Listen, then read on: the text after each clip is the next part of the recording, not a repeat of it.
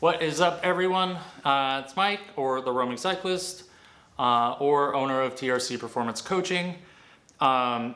This is normally when I would do my 2022 race recap, but there isn't really a 2022 race recap because 2022 was a shit show. Fractured my back in Miami in March, came back from that, raced in July, also won COVID. And since having COVID in July for the first time, I've had all kinds of weird things, including an irregular heartbeat that started after.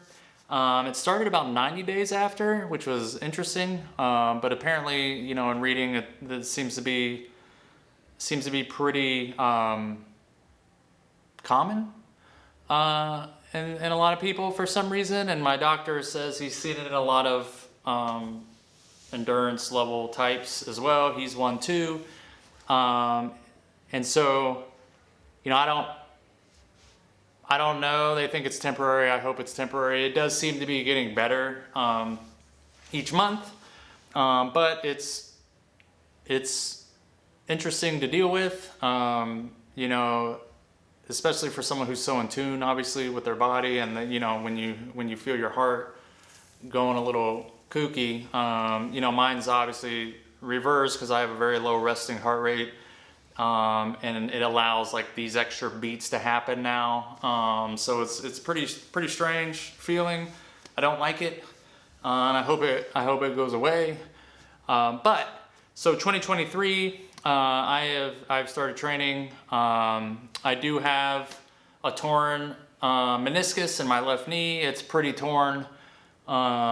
Medial and in posterior, interior, whatever. And it will need to be repaired. But talking with my surgeons, we think that I can get it through Texas, so I can get, you know, a couple races in, maybe race in March to tune up when I'm in Florida. But obviously we'll have to take it one at a time. I'd rather be ready for nationals than ready for a tune-up race. I would like to do a tune-up race. Obviously, I haven't raced since July. I got a lot of rust. Not that it'll matter. But, you know, I have this thing I'm dealing with, and I'm dealing with it. I run without pain. I did do race paces yesterday without any discomfort. Obviously, I'm not pushing anything yet because I'm just now starting to get back into the rhythm of things. So, you know, I'm building myself the plan of, you know, not normally where I would be running and then biking and running and biking. I've not really been doing that. I've been doing alternating days right now, running, biking, just to kind of, you know, protect my knee until I have more reps in on the road. And you know, from August, when I threw out my back and bulged the 2 discs as a result of the back fracture and bad advice and all that stuff. So my body's trying to find its rhythm again, especially when I'm running. I started feeling it today, you know, and I think it'll slowly come back, especially when I get to Florida next month, and it's warmer because I don't want to be here anymore. It's too cold. So that's my plan so far. So far, I may race on March 11th in Claremont because I like to do those races. John Summers does a good job with all that. Yeah, I don't know that people will be happy to see me, but I am reemerging from hibernation. And then Nationals will be their first real test. You know, I was supposed to be at Long Nationals, and I threw out my back, so I wasn't there. You know, I was supposed to go to Denmark and Switzerland and do all this stuff last year, and obviously none of it happened. And now I'm just kind of racing Texas, maybe go to Chattanooga to do some stuff with Speedhound, and then get my knee fixed, and then get ready for the Long Nationals in Daytona Beach, which that's going to be interesting for me because I'm, obviously nationals is usually up in the dang in New York where it's very hilly. The roads were atrocious. And so now we're in Daytona where it's flat. It's going to be warm probably. And I prefer that. I'm definitely a warm weather athlete. So it could be interesting. Maybe just hit the big ones this year. Maybe not. I don't know. If my knee holds up and I don't have any pain, I may delay it through the year. But, we kind of were like, my doctor said, you're beyond borrowed time. You one wrong step and it'll go. So I've just been doing a lot of, kind of trying to bulletproof my knees, doing those kind of strength exercises, mobility, taking it a little slower on the run pace than I normally would. And then we'll get back out on the road here eventually after I get my reps in, on the treadmill, which I don't like. So that's pretty much my plan so far for 2023. Obviously all that could change. With one wrong move, this whole left leg could go night night. And then, I'll be a week out up here, or 4 weeks out, he said. But, if they go in there and find something crazier, it could be longer. And that's why we're kind of trying to delay it before we actually really have to go in there and do it. I got a new bike. I got the new Madone. Comment down below if you like the design of that. I'm still kind of on the fence about the Gen 7. It is faster. It is lighter. I definitely can feel that. And it's a lot snappier than the previous Madone that I had. I don't know, without the ISO speed and that cutout, they did say it was more comfortable. I don't know that it's more comfortable. I can't say that definitively. It does not feel more comfortable to me. That's just my opinion. Someone else could disagree with me. Seems to be pretty hard to find. I did have the Quicksilver version in a size 58, which I wanted. But then something's happened with my, kind of my body. It's like stretched itself back out since the back injury and all the work we did there.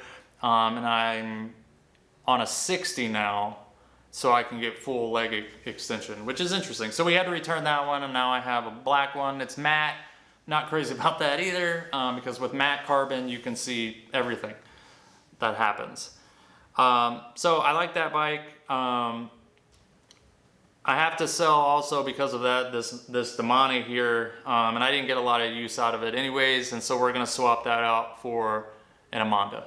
So now I'm gonna have two bikes with Di2 and then, the Speed Concept with SRAM. So obviously the Speed Concept is my preferred mode of travel, but a lot of these races, the distances it just doesn't make sense to use that bike, does it? In fact, I won't use the time trial bike in a standard duathlon ever. Standard sprint Olympic. It'll be road bike all the way. I get more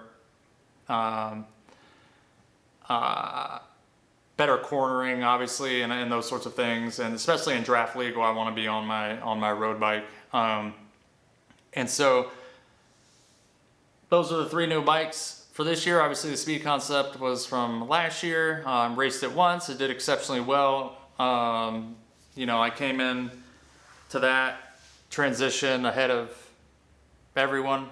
I really enjoy racing in Claremont, especially with the legs that I had during that time.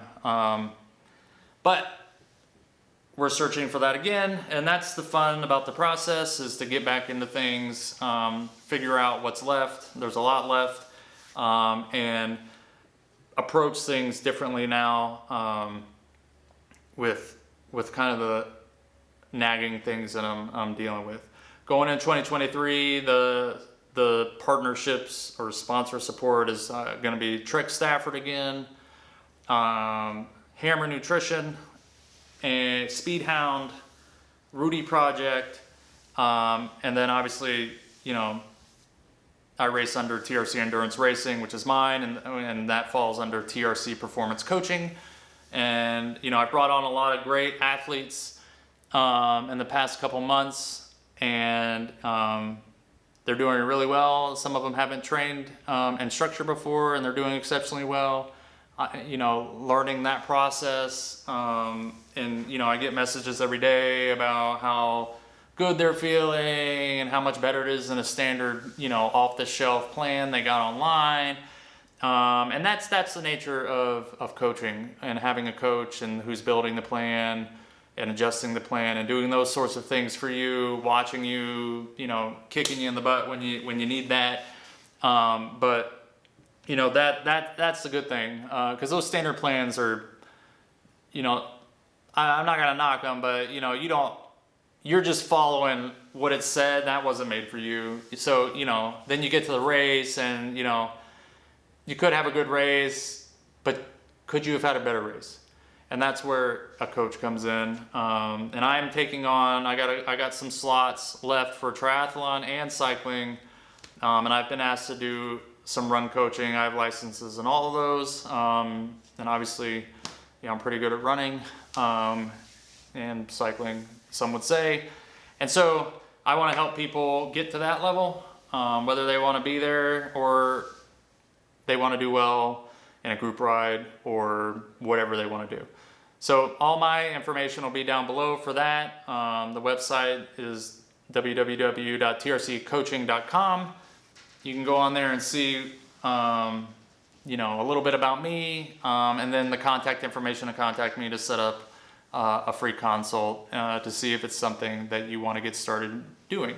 Everyone who's done it with any coach, I don't think has ever regretted hiring a coach. You spend $15,000 or whatever on a bike, times 4, and you want to get the most out of that.